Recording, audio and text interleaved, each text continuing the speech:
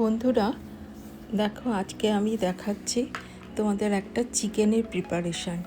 চিকেনগুলোকে আমি একটু ভিনিগার আর জল দিয়ে কিছুক্ষণ ভিজিয়ে রেখে এরকমভাবে ভীষণ ভালোভাবে পরিষ্কার হয়ে যায়। এটা তোমাদের একটা বলে দিলাম ঘরোয়া টিপস, খুব সুন্দরভাবে পরিষ্কার হবে।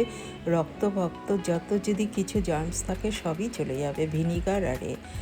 এবার আমার মাংসর পরিমাণটা কম, আচ্ছা, যার জন্য আমি দুটো আলুও বেশি কেউ খায় না, যার জন্য দুটো আলু আমি একটুখানি কেটে সর্ষের তেলেই রান্নাটা করে, মাংস আমরা সবাই জানি মাংসটাকে সর্ষের তেলে করলে পরে দিয়ে বেশি টেস্ট হয়।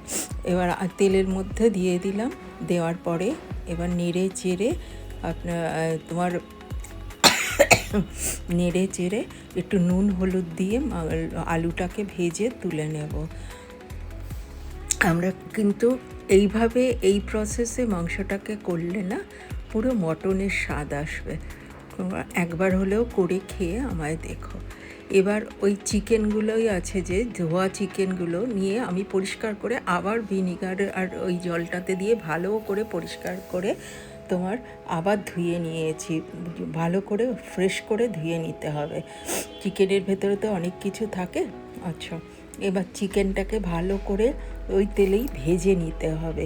আমি কিন্তু চিকেন ভাজাতে আমি আর নুন দিলাম না, হলুদ দিলাম না, ওইভাবেই কিন্তু বেশ ভালো করে তোমরা ভেজে নেবে। ওহ, এই ওয়েদার চেঞ্জে খুব শরীর খারাপও হয়ে গেছে বন্ধুরা। তোমরা সবাই ভালো থেকো, সুস্থ থেকো। দেশ বিদেশ যে যেখান থেকে আমার ভিডিও দেখছো সবারই শুভার্থী কামনা করি। ভালো থাকো, সুস্থ থাকো। আচ্ছা, দেখো এর মধ্যেই কিন্তু চিকেনগুলো এত ভালো করে ভাজতে হবে যাতে দেখবো মটনের স্বাদ চলে আসবে। সত্যি খেতে অপূর্ব হয়েছিল। দেখো এবার ভাজা হয়ে গেছে, আমি কিন্তু চিকেনগুলো এবার তুলে নিলাম। এবার দেখো আমি এর মধ্যে তেজপাতা, ডালচিনি আর এলাচ ফোড়ন দিয়ে দিলাম। আচ্ছা, ডালচিনি এলাচ ফোড়ন দিয়ে দিলাম, আমি কিন্তু লবঙ্গ দিইনি। আচ্ছা, এবার ফোড়ন দিয়ে তারপরে ওটাকে একটুখানি ভেজে নিয়ে, সামান্য ভেজে নিয়ে দেখো আমি পেঁয়াজগুলো কিন্তু খুব ছোট ছোট সরু সরু করে কাটতে হবে যাতে পেঁয়াজগুলো ভাজলেই গলে যায়। এবার পেঁয়াজগুলো ভাজা হচ্ছে, দেখো কি সুন্দরভাবে পেঁয়াজগুলো কিন্তু ভাজা হবে আস্তে আস্তে করে। তোমরা সবাই সুস্থ থেকো, আমার মতো করতে করতে আবার কেশো না। তোমরা সবাই সুস্থ থেকো বাবা বন্ধুরা। দেখো আমরা সবাই জানি মুরগির মাংসে একটু রসুন বেশি লাগে আর মটনে একটুখানি রসুন কম লাগে তুলনামূলকভাবে। এবার রসুনটা দিয়ে দিলাম, আদা দিয়ে দিলাম। এবার পেঁয়াজ, আদা, রসুনগুলোকে খুব ভালো করে কষিয়ে নেব।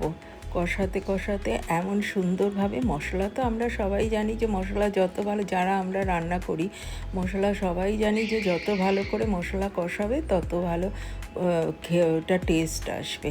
এবার ভেজে রাখা মাংসগুলোর মধ্যে আমি কি করছি তোমরা একবার দেখে নাও। এর মধ্যে এবার ওই টক দই দিচ্ছি।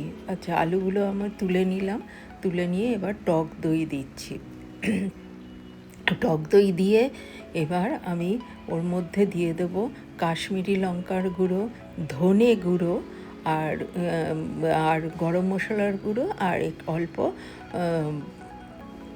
গোলমরিচের গুঁড়ো। আচ্ছা, সবই কিছু দিয়ে ভালো করে মাখিয়ে রেখে দেবো। হ্যাঁ, এবার মাখিয়ে রাখার পরে দেখো এইভাবে একবার করে দেখো, খুব ভালো লাগবে। আচ্ছা, ওদিকে ওইটা পেঁয়াজ, আদা, রসুনটা কষানো চলছে। এইবার এইটা মিনিট 5 কি মিনিট 7 রাখলেই হয়ে যাবে। আচ্ছা, ওটা এবার কষানো চলতে চলতে আমি একটু জল দিয়ে কষানো করেছি। আচ্ছা, এবার কাশ্মীরি লঙ্কার গুঁড়োও দিয়েছি। কাশ্মীরি লঙ্কার গুঁড়ো, আচ্ছা একটু ঝাল লঙ্কার গুঁড়ো, একটু কাঁচা লঙ্কা থেতো করে দিয়েছি। হ্যাঁ, এটা একটু টক টক ঝাল ঝাল খেতে খুব ভালো লাগে। এবার তোমরা ইচ্ছে করলে টমেটো পেস্ট করেও দিতে পারো, কোনো অসুবিধে নেই। আমি হামানদিস্তাতে থেতো করে দিয়েছি, কাঁচা লঙ্কা পেস্টও দিতে পারো।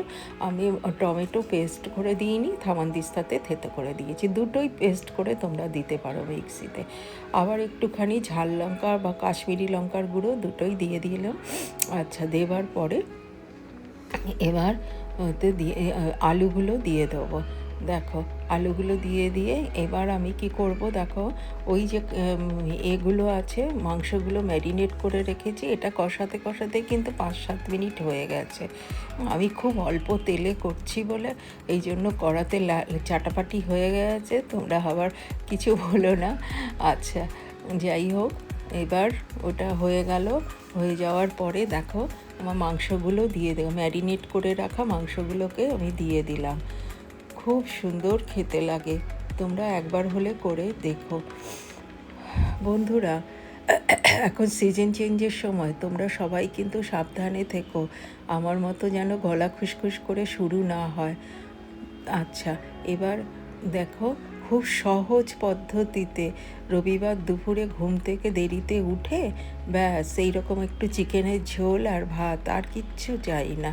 দেখো কষাতে কষাতে এবার আমি কিন্তু একটু গরম জল দিয়ে দেবো, গরম জলই দিতে হবে, গরম জল দিলে পরে দিয়ে ওটা টেস্টটা ভালো আসে। যে কোনো রান্নাতেই, আমরা যারা রান্না করি সবাই জানে যে কোনো রান্নাতেই সরি বন্ধুরা, আমার খুব কাশি হয়েছে।